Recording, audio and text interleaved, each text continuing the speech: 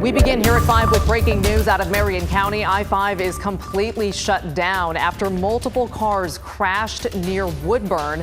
This is video of the scene. We don't know right now if anyone was hurt. Police say there is a detour in the area, but they're asking drivers to just avoid this scene altogether. Anyone who heads that direction should expect long delays. Well, now to Salem, where House Republicans are boycotting today's crucial vote on redistricting. You could call this another GOP walkout in Oregon, but keep in mind, they never showed up in the first place. This after House leaders postponed this vote for 4 days because someone tested positive for COVID. Here's Christelle Kumwe. Good morning. The House will come to order. The partisan battle over redistricting in Oregon continued Saturday morning. But it seemed a deal was in the works at a 9 a.m. session. House Democrats drafted a new congressional map in hopes of getting Republicans on board for Saturday's vote. It's actually the result of negotiations that happened over the last 24 hours. That's Democratic Representative Con Fan, a member of the House Committee for Redistricting. And we're very happy to be able to have negotiated this deal. The new proposal would likely create 2 to 3 safe seats for Democrats, 1 for Republicans, and the last would be a toss-up. This is happening after the 2020 census found for the first time in 40 years, Oregon's population grew by so much, it needs a new 6th seat in Congress. House Speaker Tina Kotek announced both parties were reviewing the plans this morning and pushed the session back to Saturday afternoon. But when that time came, the Republicans didn't show. It's a dressed-up version of a 5-1 map that will have the same result. Republican House Representative Daniel Bonham says the map isn't an upgrade. I truly think this is just another insincere effort to try and appear to be accommodating to some sort of collaboration. Republicans are upset against House Speaker Tina Kotek for revoking her promise to let bipartisan committees lead the way in drawing up Oregon's new legislative districts. For me right now, and maybe I'm a little calloused, we made an agreement and Speaker Kotek lied, and these maps need to die. The earlier draft of the map would all but guarantee that districts would be blue. Republicans only proposed one option, which included 3 highly competitive congressional districts. I think there could be maps produced, but it would take some serious conversations that, quite frankly, just our Democrat counterparts, especially in leadership, have just been unwilling to have. Walking out should be something that is a very hard decision, very rarely used, and it can't be used just whenever Republicans just disagree with something that is happening. Lawmakers have until Monday to get new maps finalized. If that doesn't happen, the Secretary of State will draw up state legislative districts, and a committee of 5 judges will handle congressional districts. Christelle Kumwe, KGW News. An update now on the deadly shooting at a crowded Northwest Portland bar. Police have now identified the man killed, and they're now saying his death was indeed random. Investigators say 34-year-old Jacob Knight Vasquez was just hanging out at a sports bar when he was shot and killed early Friday morning.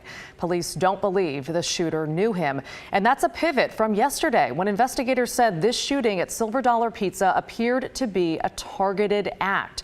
Silver Dollar sits at Northwest 21st and Gleason, a normally peaceful area with lots of bars. There are homes nearby. The shooter on Friday fired several shots through the windows of the bar into the crowd inside.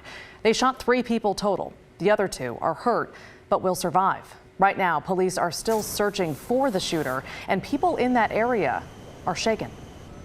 It's scary. You know, this is a hugely populated area. In 21st, it's an awesome place to live and be. But now we're going to have our heads up a little bit more. I mean, people are not safe around here anymore, the way things are going. I mean, how do you protect yourself? So that shooting is prompting more calls for local leaders to get gun violence under control. Portland, the city of Portland has seen 923 shootings so far this year, up from less than 400 in 2019. At the same time, police in Salem are investigating after someone shot 2 people, including a child. We're just getting details on this. It happened this afternoon near Tide Court and Surfwood Drive. That's a photo from the scene, and deputies say one victim is 31 years old. That person is stable. The child, just 10 years old. has life-threatening injuries. Local and state police are on the scene and they have detained, quote, multiple people. No word on why this happened or if they've ID'd the shooter. We'll update you as new details come in. Well, now to Vancouver, where firefighters found a woman dead inside a burning home. This fire broke out around 2:30 this morning near Northeast 83rd and 149th. A neighbor saw the flames and called for help. And then firefighters sent us a photo from the scene. There it is. They say when they arrived, they found flames blowing out that front window, and eventually they got inside and found that woman's body. Right now, they're not saying specifically how she died or how the fire started. We're told Vancouver Fire is investigating. One other person lived inside that home, and the Red Cross is helping them find a place to stay. All right, take a look at your screen. Vancouver police, meanwhile, want your help finding a missing child. This is 12-year-old Azura Campillo, and Azura is about 5 feet tall, 110 pounds, was last seen in southeast Vancouver near 1st Street and 148th Avenue. The family says Azura may be going through some mental health issues at this point. If you have any info on this case, call Vancouver Police. Multiple people living in Washington County are out of their homes following an early morning fire inside a fourplex, and firefighters were called to an unincorporated part of the county just before 6 this morning. When they arrived, heavy flames were pouring out of the building's front door and some windows. Luckily, everyone got out safely without getting injured after a neighbor across the street noticed the flames and warned people living inside. Well, switching gears, September is Recovery Month for people who are fighting addiction. It's a big issue in Oregon. A lot of people suffer in silence. Others may very well be struggling on the streets. So KGW's Galen Etlin looks at some of the solutions after a special demonstration earlier today. Step after step, this group walks through downtown Portland. Ready to get out there and tackle those goals, achieve some things in my life. Doyle Griffin has been in recovery for alcohol about 45 days now. On Saturday, he joined dozens of others on the Walk of Recovery. This group lives at Fora Health, a residential program that helps people fight drug and alcohol addiction. Just the community and stuff, and knowing that there's people out there that care.